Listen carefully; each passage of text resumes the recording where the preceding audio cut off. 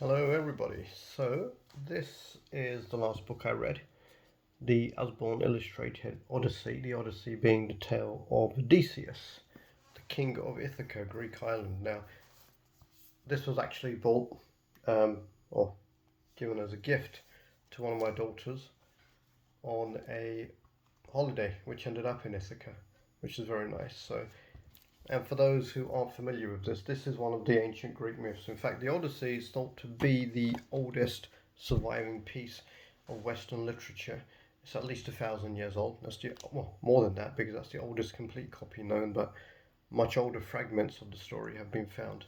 The complete copy is 1,000 years old. So, brilliant story this.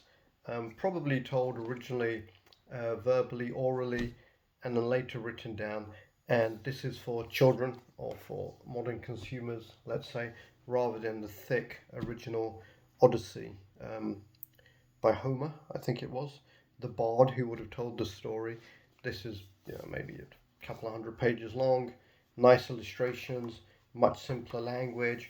At the back of the book, you've got explanations of who the different characters are, and you've got explanations also of who the gods are, well, the dead and the prophets and everything.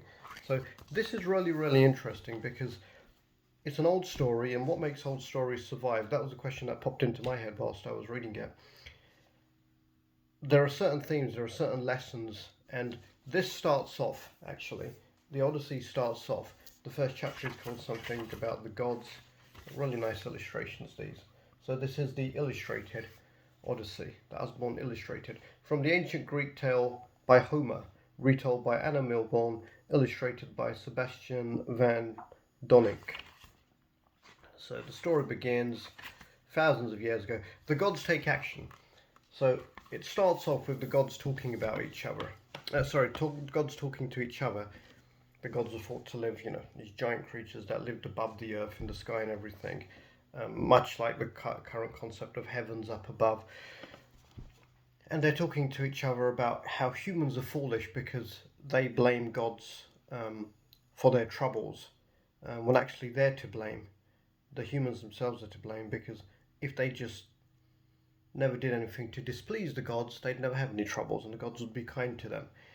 And then the greatest god, who is Zeus, king of the gods, let's say, his daughter Athena says to him, "Yeah, but what about Odysseus? This guy has not done anything to displease the gods, but look at him; his life isn't easy." What's happened to Odysseus is it takes him 10 years after the Trojan War to get back to his island Ithaca, where he's the king of Ithaca. Um, and the story tells you why. The story is quite a fantastic story. It's really good. I really enjoyed it. I mean, this is definitely worth reading. This has made me actually want to go and read the original, which I probably read in school sometime and it was too heavy and I didn't get it, but I was reading it just because it's one of those books that you think you should read. So, obviously, an old story. So the protagonist, Odysseus, lots of good qualities: clever face, handsome, strong, honest, cunning, loyal. The cleverest of all men and all. And then you have the antagonists, who are untrustworthy, disloyal, etc. So after the Trojan War, which was fought to reclaim the most beautiful woman in history, Helen, um, who was stolen by the Spartans, I think it was, something like that. That bit I'm confused on. Everybody manages to get home apart from Odysseus and his crew. It takes Odysseus 10 years to get home to his island of Ithaca, and this tells the stories on the way. It also tells the story of what's happening back home. Odysseus' wife Penelope, the palace has been invaded by suitors who are telling her, "You need to marry one of us now, your husband's probably dead." They're basically just drinking all the wine, eating all the food, taking the mickey. Then there's Odysseus' son Telemachus, who is who's never really seen his father, so he wants his father to come home. He's sitting there being a good Greek son, trying to be polite to these people who are basically invading his home so they can sleep. They can marry his mother. They start plotting to kill Odysseus when Odysseus disappears, because one of the goddesses disguises herself as a beggar and comes into the palace and tells Odysseus that his father is alive, essentially, or doesn't confirm that the father is dead. They all think he's dead, but he is actually alive. A great story. Look, I don't know what else to say about it. Really good story. Why do the gods hate Odysseus? It's, well, not the gods, but why is it so difficult for Odysseus to come home? Firstly, because on his way back from Troy, he gets captured by, he gets washed up on this island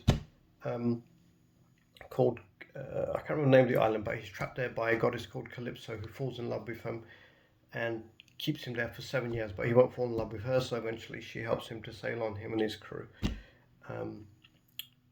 Just read it. Just read it. Really, really good. I don't want to give too much of the story away. Does Odysseus eventually get home? Who knows? The story ends. It's really good. These stories have survived a long time for a reason, because they're good stories. They're what do you call them? Parables. They teach some sort of morals, like, you know, of course all the disloyal people end up being nasty. So loyalty is good, honesty is good, bravery is good. You shouldn't be tempted by drugs. That's in here as well. Island of the Lotus Eaters. And that's one of the places they end up on their way back. Let me read you a bit from the story, just the back and maybe the blurb and everything, because it really is good. Okay, so I'll just read you the story. Begins. This tale begins thousands of years ago in ancient Greece. It is set in a world where powerful, unpredictable gods and goddesses rule the seas and the skies, deciding the fates of mere mortals. It is the tale of the wily hero named Odysseus. After fighting a war in Troy for 10 long years, our hero is trying to find his way home to a small Greek island called Ithaca.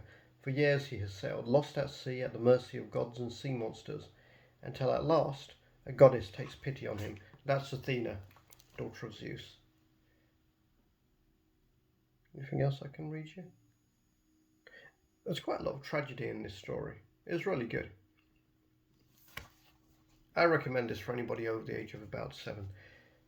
In this new edition of the Odyssey, Homer's classic tale has been vividly retold to delight modern readers. Dramatic illustrations bring to life Odysseus' encounters at sea, complete with furious gods, bewitching goddesses, terrifying monsters, and man-eating cyclops. So the cyclops in this is actually called Polypheus,